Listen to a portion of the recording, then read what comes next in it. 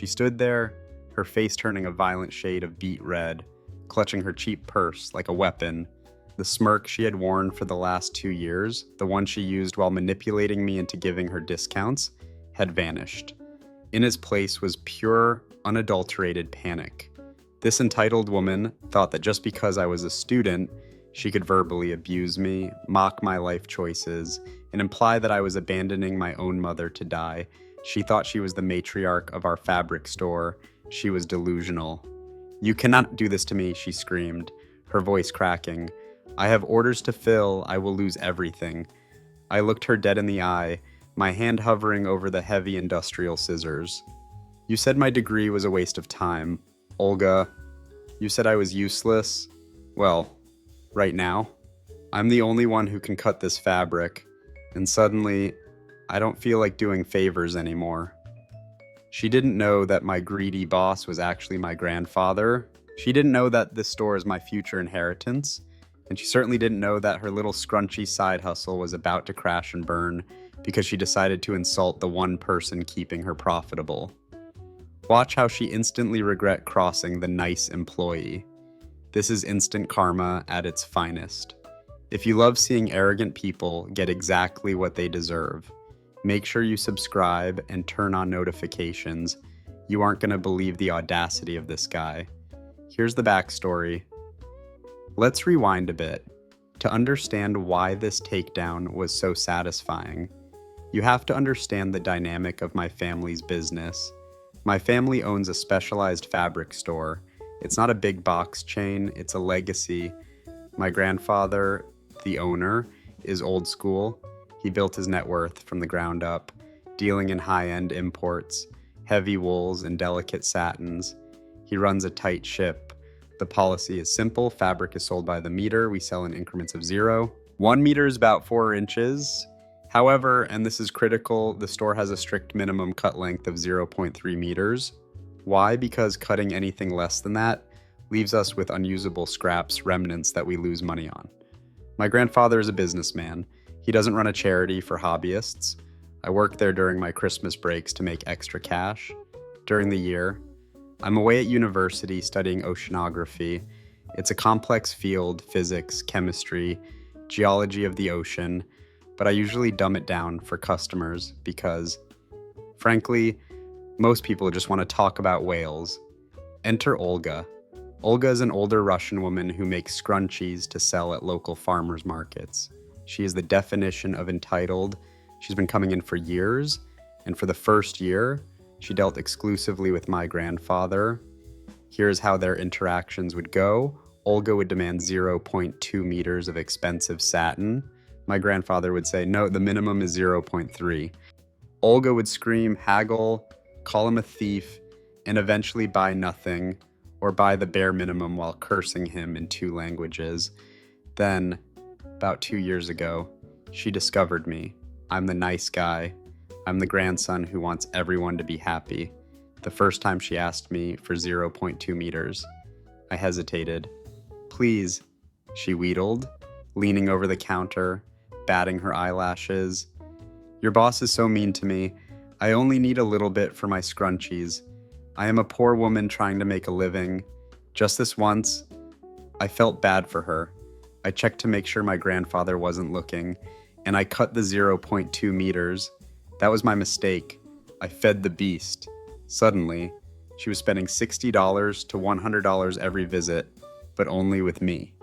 It became a routine, a pathetic good cop, bad cop dynamic, where I was her savior and my grandfather was the villain. Every time she saw me, she'd light up. Crabs. That was her nickname for me because of the oceanography. "Oh, it is so good to see you. Your boss has been horrible to me. You must stay here. Don't leave me with him." I genuinely thought it was good-natured appreciation. I thought we had a rapport.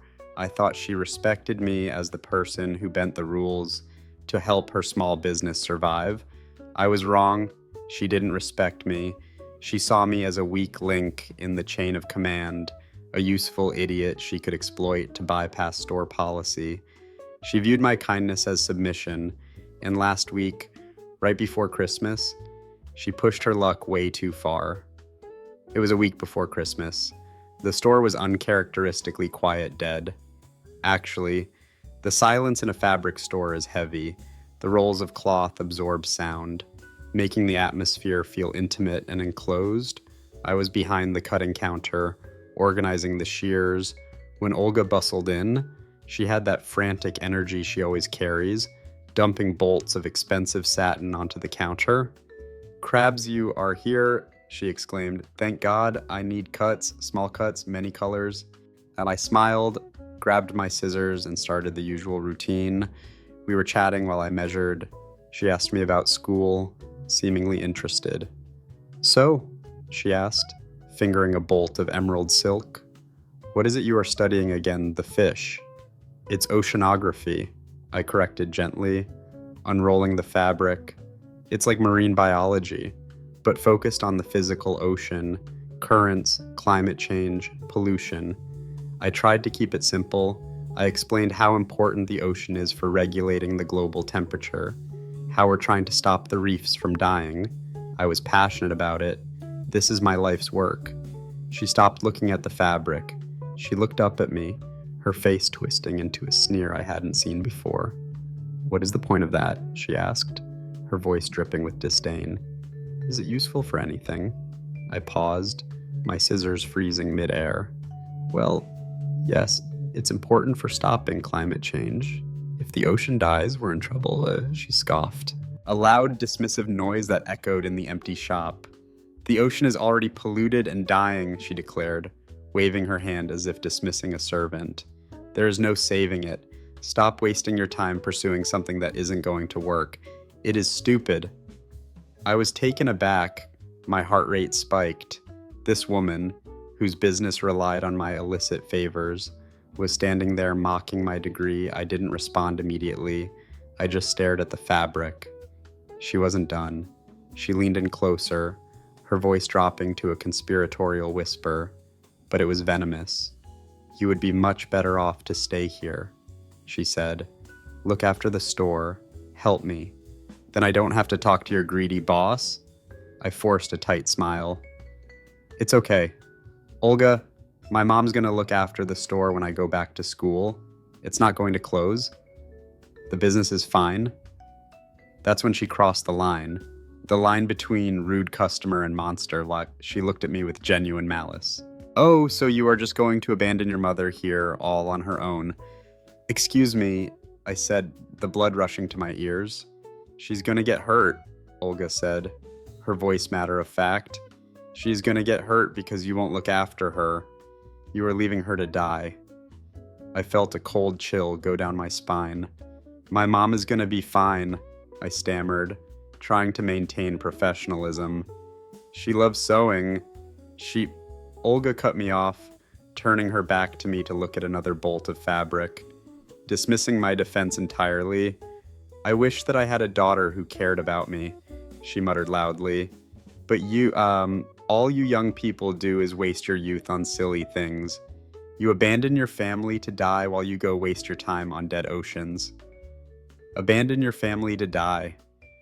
The words hung in the air. This was the third entitled person in my life to use this manipulation tactic on me, telling me that pursuing my dreams meant I was killing my parents. It's a specific kind of psychological abuse, and hearing it from a customer over a $1.50 discount triggered something deep inside me. I looked at the pile of satin on the counter.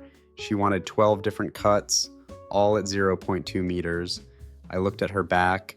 She was humming, confident that crabs would just take the abuse and give her what she wanted. My internal monologue shifted from customer service to search and destroy. She thinks she can insult my life, my degree, and my loyalty to my mother, and then save 30 cents on fabric numb. Not today. "Olga," I said. My voice was different now. The warmth was gone. It was flat, cold, and loud. She turned around, surprised by the tone. "Yes, hurry up. I have markets." I placed the heavy steel scissors down on the counter with a deliberate clack. "I can't cut these for you," I said. She frowned, confused. "Why you always cut the store policy?" I said, pointing to the sign behind me that had been there for 20 years. Minimum cut is 0.3 meters. You're asking for 0.2 meters? I can't do it. Her face went through a rapid transformation, confusion, realization, then pure rage. You are joking, she sputtered. You always do it. We have an arrangement. I don't have an arrangement with people who tell me I'm killing my mother, I said, my voice shaking slightly with adrenaline. I strictly follow store policy for customers who insult my family. This is discrimination, she shrieked. I will sue. I will take you to family court. I will tell everyone the store is a scam. She was screaming now. I am a loyal customer. I spend hundreds. You are nothing.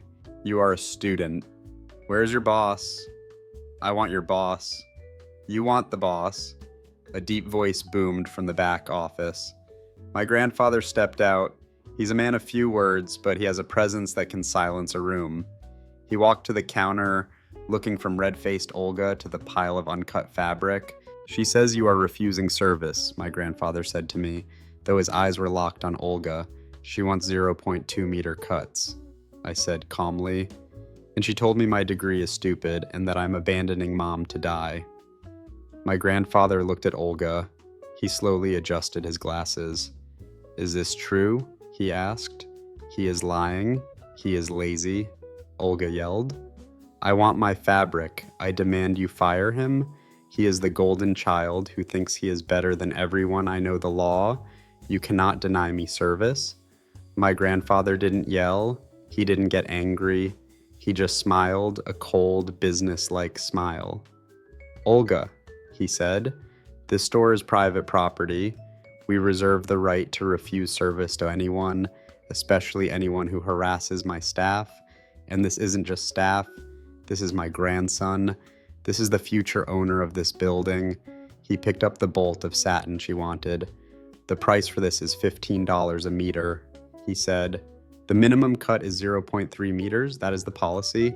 If you want it, you pay for 0.3. If you want 0.2, you can buy it somewhere else. Oh, wait. Nobody else carries this import. Do they? Olga's face fell. She realized the leverage she thought she had was gone. She needed our fabric for her scrunchies. Her entire side hustle depended on the specific margin of getting that 0.2 cut. If she had to buy 0.3, her profit margin vanished. But that is waste, she whispered. I cannot afford 0.3. Then you cannot afford to shop here, my grandfather said. And after what you said to him, I don't want your money. Get out. But get out. She looked at me, hoping for the nice guy to come back. I just picked up my oceanography textbook from under the counter and opened it. Go save your own business, Olga, I said. I'm too busy saving the world. She grabbed her purse, made a sound like a deflating tire, and stormed out of the store. The silence that followed her departure was beautiful. My grandfather looked at me and actually chuckled. Did she really say the ocean is dead? Yeah, I said, like the adrenaline fading into exhaustion. And that I was killing mom? He shook his head. Some people are so miserable they have to poison everyone else. Good job standing your ground. You saved us about $50 in wasted remnants. Anyway, I felt a weight lift off my shoulders. I had felt so defeated when she said those things, but seeing her powerless in the face of a simple boundary was incredibly validating. Update. It's been about a week since the incident, and I have a delicious update for you guys. Olga didn't just go away quietly. Being a true entitled Karen, she went to the local community Facebook page, the one where all the market vendors coordinate and try to blast our store. She wrote a long, rambling post about how we were abusive, discriminatory against the elderly, and how we hated small businesses. She tried to rally a boycott. But here's where the karma comes in. Remember how I said she sells scrunchies at the markets? Well, a lot of the other vendors know us. We've been supplying that community for 30 years. One of the market organizers, a lady named Sarah, who buys from us religiously and follows the rules, commented on Olga's post. She wrote, Olga, didn't you brag to me last week that you bully the grandson into giving you discounts so you can undercut everyone else's prices? Sounds like you just lost your supplier. The comment section exploded. Other vendors started chiming in about how Olga was rude to them, how she stole table space, and how she was generally unpleasant. The result? The market organizers reviewed her application for the New Year's market. They decided that her behavior violated their code of conduct regarding respect for fellow vendors and suppliers. Olga has been banned from the main market in town. She came back to our store yesterday, not to shop, but to try and apologize. She stood at the door, looking small and defeated. My grandfather saw her coming. He walked to the door, flipped the sign to closed even though it was 2 p.m., and locked it while making eye contact with her. She knocked once, then gave up and walked away. I realized something important. You don't owe anyone kindness when they use it to hurt you. If someone makes fun of your dreams, your degree, or your family, cut them off, literally. I'm going back to school next week to study the dead ocean. And Olga? She's probably at home, surrounded by overpriced fabric she can't afford, realizing that her scrunchy empire collapsed because she couldn't keep her mouth shut. Don't be an Olga.